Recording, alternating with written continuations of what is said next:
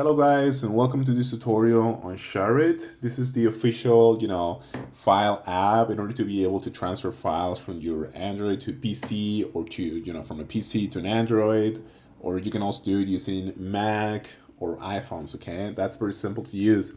You're just gonna have to go to the Apple Store or to the Play Store, depending on what you're using, and just search for SHAREit, okay? It's very simple. Now you have to click on the plus icon here next to the name, and you're going to have different options. You're going to have the scan QR code, which is going to be useful for Android to Android, the connect to PC in case you want to transfer files to PC, and the connect to iOS, okay? In this case, I'm going to select connect to PC. I'm going to click on basically allow, okay? And after you do that, you're going to be shown a QR code, okay? And you can start, scanning files and sending files from the PC to your phone, provided that you're using the same network. Okay. So yeah, guys, that's pretty much it. And thank you so much.